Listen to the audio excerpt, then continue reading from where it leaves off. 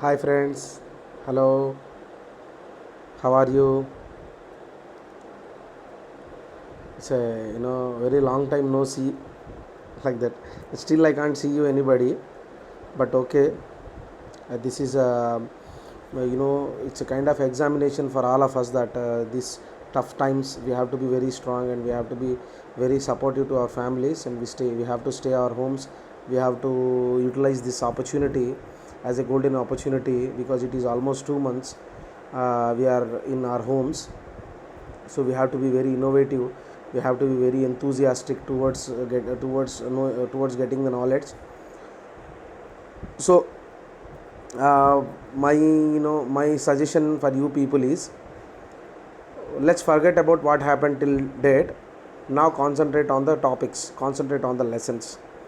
So as you know, this engineering mechanics is a very important topic, very important subject for every mechanical engineer and civil engineer for their future. Based on this engineering mechanics, there are a lot of things are coming. I mean, your future subjects in your second year, in your third year, in your final year. If you have the strong basement of mechanics, if you have strong basement mechanics, engineering mechanics, then it is very easy to understand the remaining things, the remaining future subjects of your coming years, coming semesters. Okay, we have no time to discuss, and I'm telling you, please understand this line, and please try to concentrate on this line. This is classroom teaching and physical interaction. Here really is an ultimate teaching method. So what happens is, people very easy to it is a very easy thing to understand, and there are direct interaction with the faculty. There is a direct interaction for the faculty with the students. So there are a lot of ideas, there are a lot of doubts can be discussed, and there are a lot of real time examples can be discussed. So it is quite impossible in these online lectures. So I will try my level best to make you understand the topics, and I want your complete cooperation, and I want your complete concentration in the subject, and in the complete concentrate on the topics. Okay, let us start our topic, dynamics. And what is this dynamics? The dynamics is the fourth unit of your engineering mechanics syllabus. We have complete 5 units. First units are statics, and the third unit is completely centroid, center of gravity, moment of inertia, and your fourth and fifth unit covers the dynamics.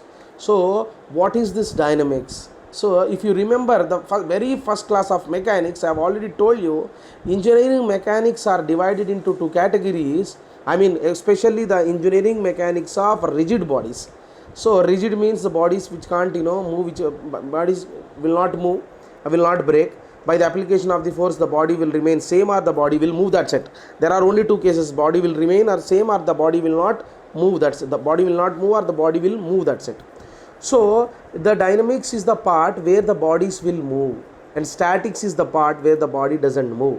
In statics, the first 2 units we have covered statics. What we have covered in statics, we have find out the unknown forces, we have find out the resultant forces, we have find out the unknown tension in the string, we have find out the frictional forces, etc., etc. So whatever we find finally, that is a force, and whatever we find the unit of that particular thing is Newton or kilonewton. That's it. Very simple issue. So in the statics part, we only discuss about the body forces acting on the body, and we definitely do not discuss about the motion of the body, acceleration, velocity, displacement, time. These are the new words for us. In statics, we never heard these type of words. We only heard resultant force, normal force, weight force, frictional force, applied force, etc., etc. So let's start dynamics. So dynamics is, as we seen in the PPT, dynamics is the branch of mechanics which deals with the bodies under motion. So now tell me the definition of statics now. Statics is the branch of mechanics which deals with the bodies under rest. That's it. That is the basic difference between statics and dynamics. Now we'll move to the types of dynamics. There are two types of dynamics. These are kinematics and kinetics. Let us forget about kinetics right now. We are discussing kinematics right now. Only we concentrate on kinematics. So what is kinematics? Kinematics is the branch of dynamics which deals with the motion only. For example, if you apply a force on a body and the body started moving. So if the body starts moving, if you concentrate on the movement of the body, motion of the body means what, sir? Velocity, acceleration, displacement, time, etc. And the force which is responsible for the motion. Who is responsible for the motion of the body? Yourself. You have applied a force, but we do not concentrate on the applied force. We do not concentrate on the responsible forces in this topic. So if we do not concentrate on the responsible forces for the motion, we only concentrate on the motion of the body, then the branch is known as kinematics. So let's move now. Types of motions. Now bodies under motion. How many types of motions are there? Initially we discussed 3 types of motions. Linear motion, and that linear motion is already also known as rectilinear motion, translatory motion, means straight line motion. That's it, nothing but a straight line motion. I have to shown you an example, with a diagram. It's a horizontal line, that's it. There are points, red dotted points, towards one point to another point. If the path traced by a line, if the path traced is a line, then it is a linear motion. If the path traced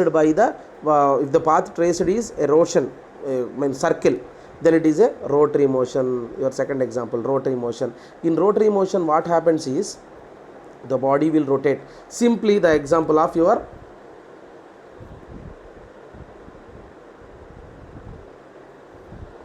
fan. What is happening in the fan? So simply the fan will rotate. The fan will not go anywhere. It will remains in your room only, but it is continuously in motion. That motion is known as rotary motion. Thus motion is known as rotary motion. If a body is rotating with respect to a point fixed, then it is known as a rotary motion. Then while comes under the plane motion. Plane motion is nothing but the combination of linear motion and rotary motion. Sir, is this possible? Both the motions at a time? Is this possible? Yes, definitely possible. What is the example? Your cycle wheel, your bike wheel, your car wheel, lorry wheel, etc., etc. If you are moving on a bike, you are going on a bike, your path, if I trace your human being's path, then it is linear. If I concentrate on the rotation of the wheel, what is happening? The wheel is rotating, but parallelly it is going forward. But what we have discussed in rotary motion, the body remains the same place, but it continuously rotates. But what happens to our two-wheeler wheel? The wheel will rotate parallelly. The wheel will move forward, move backward, whatever. So that motion, rotary plus linear, the combination of these both is known as plane motion. Example, plane motion. Concentrate. So now for understanding these things, what criteria or what properties, etc., we have to understand. We have to know displacement, we have to know velocity, we have to know acceleration, because in these complete kinematics we are going to find out either displacement or velocity or acceleration or time. That's it. We are going to find out these 4 things only. So what is this displacement? The shortest distance between two points is known as displacement, and the units of displacement is meters, kilometers, centimeters, millimeters, etc., and we denote the displacement with the alphabet S. Now move to velocity. What is this velocity? The rate of change of displacement is known as velocity. If you differentiate displacement with respect to time, then it is known as velocity. It is a very basic thing. It's a very basic thing of your physics, and it is very it is not a new topic. It's not like we are listening for first time. It's not like that.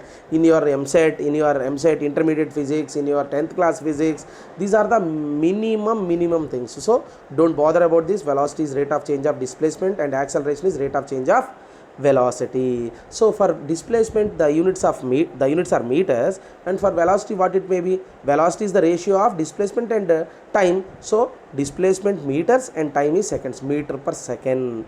Now the acceleration is the ratio between velocity and time. So velocity we know meter per second divided by second. So meter per second square. So these are the things we have to understand. We have to find out. We are going to find out in our problems. So now in this kinematics we entered into case 1. There are a lot of cases. There are subcategories. Like it's like, I will give an example. If you are studying about India, the whole India is mechanics. So in India there are a lot of states. It is divided into states: Andhra Pradesh, Madhya Pradesh, Telangana, etc., etc. These are the subcategories of India. If you choose any subcategory, for example Andhra Pradesh, and Andhra Pradesh will have some subcategories in district wise: Guntur district, Krishna district, whatever the districts. If you comes very close to any district, Guntur district, and again that Guntur district will be divided into some categories, like that. It's a tree, big tree. So mechanics is divided into mechanics of solids, mechanics of fluids, and then mechanics of solids divided into statics and dynamics, and again dynamics is divided into kinematics and kinetics, and again kinematics is divided into this case 1, case 2, case 3, etc. So I hope you are understanding this. Concentrate on this. Concentrate. It is very easy. You people are very intelligent. I know you can understand. Please concentrate your mind on this. So case 1, motion under uniform acceleration. I mean, throughout the journey the acceleration is same. So equations of motion along a straight line. If a body moves in a straight line, then what are the equations we have to deal with? V is equal to u plus at, s is equal to ut plus half at square, s is equal to half t into actually it is s of n, displacement at nth second. So I request all my students, please concentrate on the third equation. First one is v is equal to u plus at, s is equal to ut plus half at square, and the third equation, that is not s, that is s suffix n. So sorry, actually our PPT there is a mistake, no problem. So half t into v plus u. Now v square is equal to u square plus 2as. It can be written as v square minus u square is equal to 2as also. So now what is this v? Final velocity. What is this u? Initial velocity. What is this s? Displacement. What is this a? Acceleration. What is this t? Time taken. These are the things. And now we have to remember these 4 equations. It is very compulsory. We have to understand. We have to remember these equations.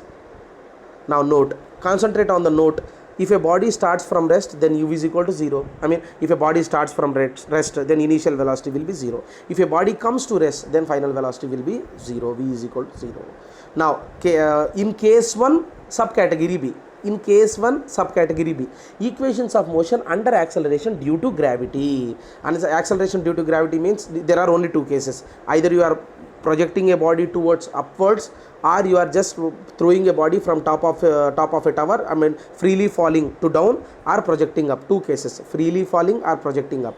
Now these are the general equations of motion. Actually we have discussed earlier. V is equal to u plus at, s is equal to ut plus half at square, etc.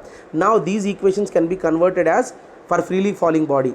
Now in the table, look at the right column. Equations of motion for freely falling body. We are in the case of freely falling body. In freely falling body, the v is equal to u plus at converts as v is equal to u plus gt, because acceleration due to gravity is denoted by letter g, as we know that value is 9.8 meter per second square. And in the equations of motion for freely falling body are equations of motion under acceleration due to gravity. Your displacement s must be changes to height h. Displacement s converts to height h. So we have written h in the place of s. H is equal to ut plus half at square, and another formula v square is equal to u square plus 2gh. So remember these things. And now we'll move to the next one. Equations of motion for vertically projected upwards. Vertically projected upwards. Now freely falling, now vertically projected up. Again, for vertically projected up also there are three equations. In these three equations, what will happen? When we vertically projected up, we convert s as h, and we consider acceleration due to gravity a as plus g in freely falling minus g in vertically projected up. Now listen to the logic. For freely falling, the body moving towards the attraction. We know that the earth having an attractive force, that is called gravity. If anything comes in that direction, then the g will be considered as positive. Now you are vertically projecting a body towards up. It means you are projecting a body opposite to the attraction. So then we have to consider the gravitational force as negative. So we have to replace g as minus g. We have to replace s as h. We have to replace, and that's it. If you replace, if you will get these three equations. You will get these three equations. Next. Now comes to time of ascent, time to reach maximum height, time of descent, time to reach ground. Actually this is not TB, TD, T suffix D. It's a mistake. Okay, sorry for that. Time of ascent and time of descent. What is this time of ascent and time of descent? Now I will give you an example. If a person stands on a ground and he throws something, a ball, whatever, vertical, projecting up. He have projected a ball towards up. So it have reached maximum, it has reached 5 floors of your building. So it is the maximum capacity of that particular person. If he thrown a body towards up, then it reaches to maximum height. It means 5 floors. After reaching 5 floors, what happens? Everybody knows. It will fall down. It will comes to the ground again. Okay. Now the time taken by the ball to reach the 5th floor is known as time of ascent. And the ball starts coming to the ground, and the time taken by the same ball to reach the ground is known as time of descent. That's a problem. Now the sum of time of ascent and time of descent is known as time of flight. For what time the body in the air, that is called time of ascent plus time of descent. So time of ascent plus time of descent is nothing but time of flight, which is denoted with capital T, which is denoted with capital T. T is equal to, now actually time of ascent, the formula for time of ascent is equal to u by g, initial velocity by gravity. Now I have, in this case I have written, if what happens if time of ascent is equal to time of descent, both are same, then what happens? T is equal to Ta plus Ta, 2Ta, 2u by g, etc, etc. This is normal calculation, you can see. So this is the case 1. Case 1 is motion along a straight line. In case 1 there are 3 different subcategories. What are the categories? Uniform acceleration and acceleration due to gravity. In acceleration due to gravity is also there are 2 categories, vertically projected up and freely falling body. Okay, thank you. We'll meet in the next video. We'll meet in the next session. Hope you're understanding. Now work on it. Just listen. We are listening with this year, and we are throwing that information from this year. It is not good. Please concentrate. You people have to, this is a very serious time. You people have to concentrate on the topics. Seriously, we have to get into the topics, get into the subject. Okay, thank you very much. We'll meet in the next video. Bye.